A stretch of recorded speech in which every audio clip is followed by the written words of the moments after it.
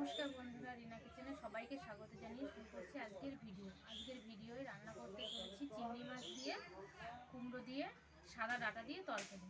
তো পুরো ভিডিওটা আপনারা দেখতে থাকবেন, আশা করি ভালো লাগবে। কুমড়োটা রেডি করছি।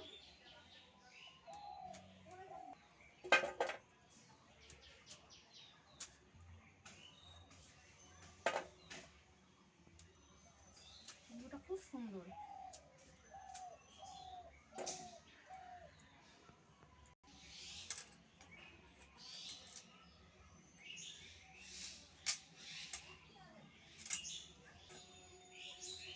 কুমড়োটা আমার কাটা হয়ে গেছে, এবার আমি আলুটাও কেটে নেব।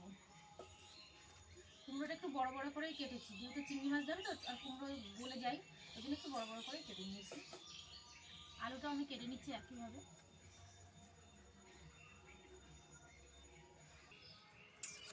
আর নতুন আলু কুমড়ো ডাঁটা দিয়ে চিংড়ি মাছ দিয়ে তরকারি খুব ভালো লাগে শীতের দিনে। বন্ধুরা, বাড়িতে আপনারাও রান্না করে খেয়ে দেখবেন, দারুণ লাগবে।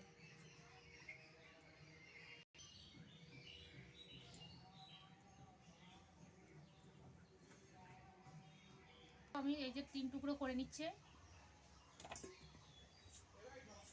একটু বড় বড় করেই আলুটাও কেটে নেব, একদম ছোট করবো না, তাহলে আলুটাও গলে যাবে।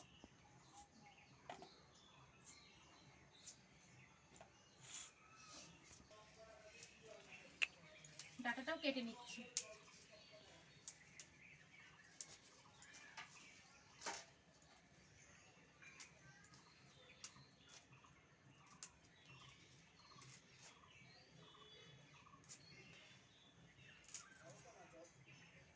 আর এই ডাঁটাটা একদমই কচি, আঁশ তুলতে যাচ্ছি, আঁশ নেই।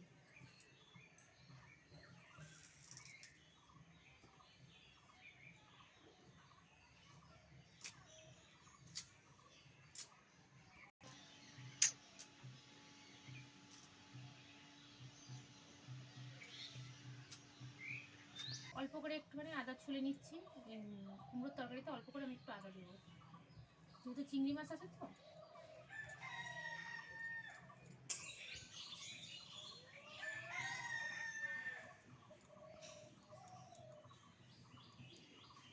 আমার কাটা হয়ে গেছে, আমি ভালো করে জল দিয়ে পরিষ্কার করে নিয়ে আবার রান্নার জায়গায় ফিরে আসছি।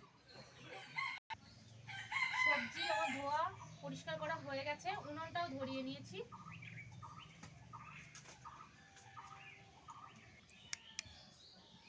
কড়াইটা বসিয়ে দিয়েছি, মাছে লবণ হলুদ মেখে নেব। এই যে চিংড়ি মাছের এখানে কিন্তু একটা শীত দেওয়া থাকে, সেটা আমি ফেলে একদম পরিষ্কার করে নিয়েছি।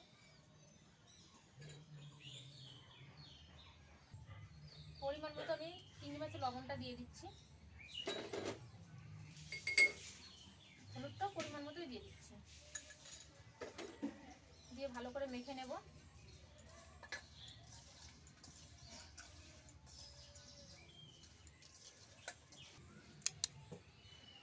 কড়াইটা গরম হয়ে গেছে, তেল দিয়ে দিচ্ছি।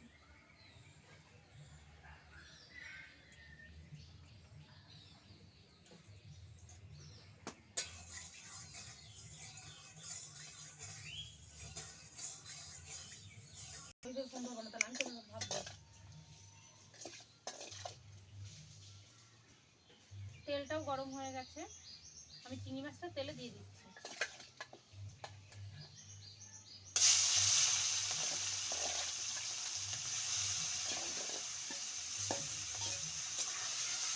চিংড়ি মাছটা লাল লাল করে ভেজে নেব।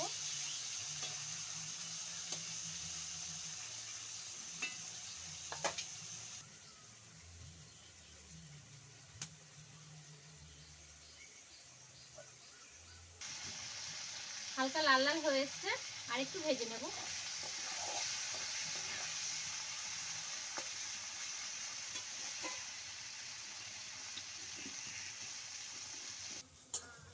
চিংড়ি মাছটা আমার ভাজা হয়ে গেছে, এবার আমি তুলে নেব।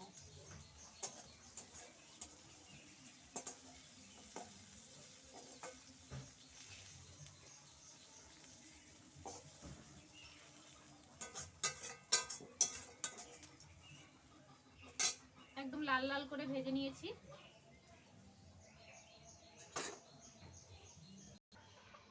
এই তেলেই আমি আলুটা ভেজে নেব।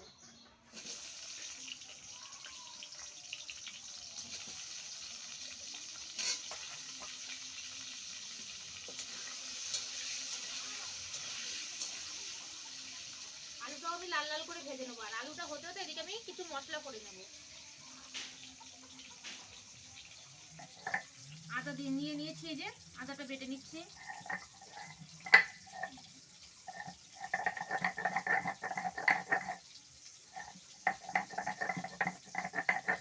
হয়ে গেছে, এবার আমি জিরেটা বাটবো।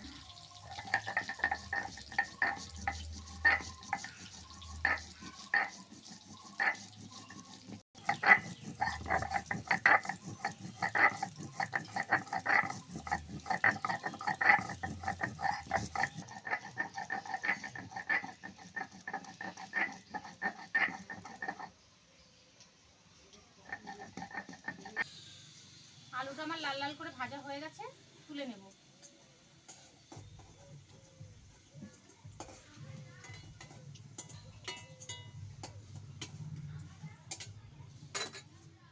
এই তেলেই আমি কুমড়োটাও লাল লাল করে ভেজে নেব।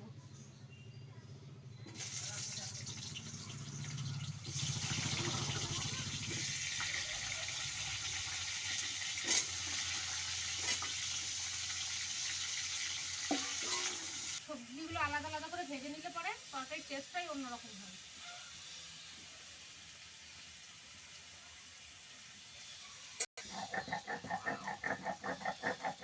আমাদের ইয়েটা কি করে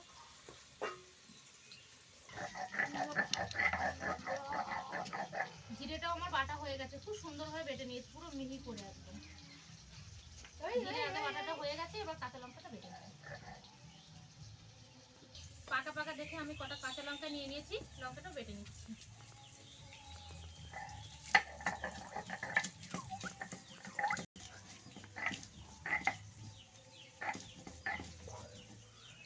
নামিয়ে নেব।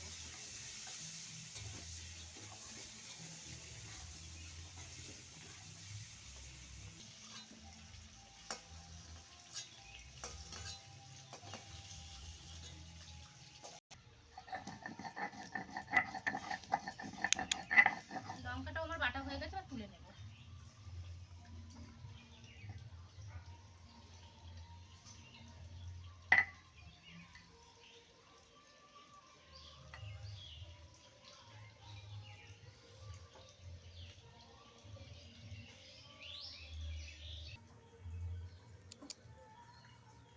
তেলটা খুব ভালোভাবে কড়াইতে গরম হয়ে গেছে, এবার ফোড়নে দিয়ে দিচ্ছি আমি তেজপাতা,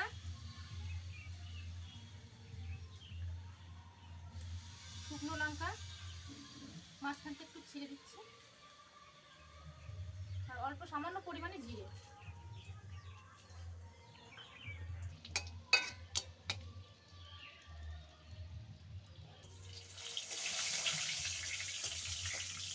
জিরে শুকনো লঙ্কা লাল লাল হয়ে গেছে, এবার মশলাটা দিয়ে আমি ভালো করে কষিয়ে নেব।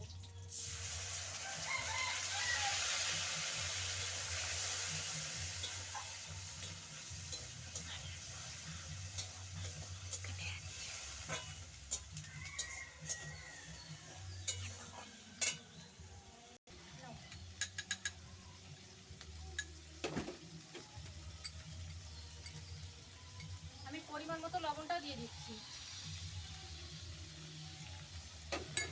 হলুদটা পরিমাণ মতোই দিয়ে দেবো।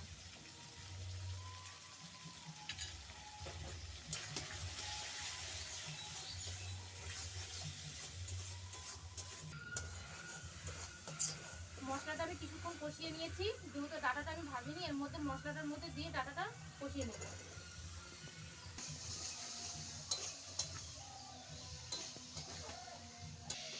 ডাটাটা দিয়ে আমি কিছুক্ষণ কষিয়ে নিয়েছি, বা কুমড়ো আলুটা দিয়ে কিছুক্ষণ কষিয়ে নেব। কুমড়ো আলু মাছটাও দিয়ে দেবো, একবারে কষিয়ে নেব।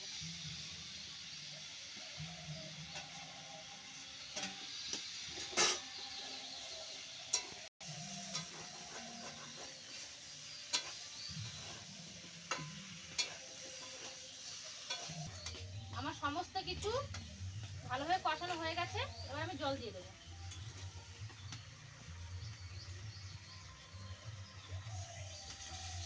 পরিমাপ মতো জলটা দিয়ে দিচ্ছি।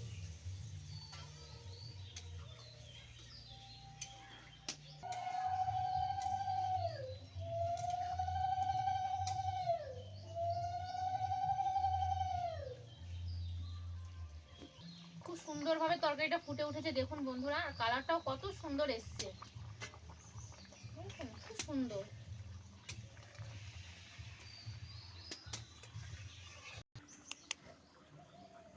তা চলুন বন্ধুরা, কুমড়ো শাকে তো ধনেপাতা দিতে হবে, ধনেপাতা গাছ লাগিয়েছি সাইডেই, কটা তুলে নিয়ে আসি।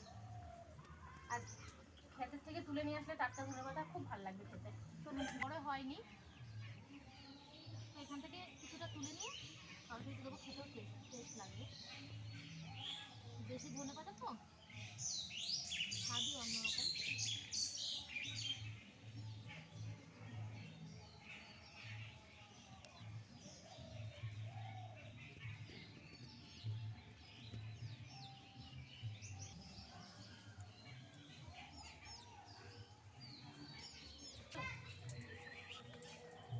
তরকারিটা আমার প্রায় হয়ে এসছে বন্ধুরা, আমি সামান্য পরিমাণে চিনিটা দিয়ে দেবো।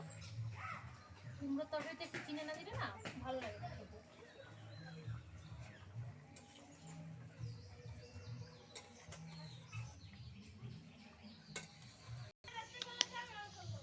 তরকারিটা আমার হয়ে গেছে বন্ধুরা, ধনেপাতা কুচিটা দিয়ে নামিয়ে নেব।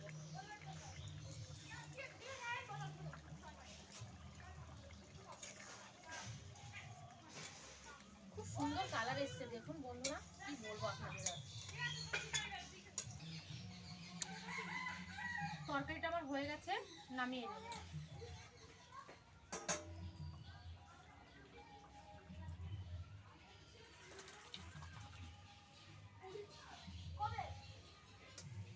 কত সুন্দর হয়েছে দেখেছেন বন্ধুরা, আপনারাও বাড়িতে এইভাবে রান্না করবেন, খেতে খুব সুন্দর লাগবে। রেসিপিটা তো আমার হয়েই গেছে। পুরো ভিডিওটা দেখার জন্য আপনাদের অনেক অনেক ধন্যবাদ। আমাদের সাথে থাকবেন, পাশাপাশি ভিডিওটা এখানে শেষ করছি।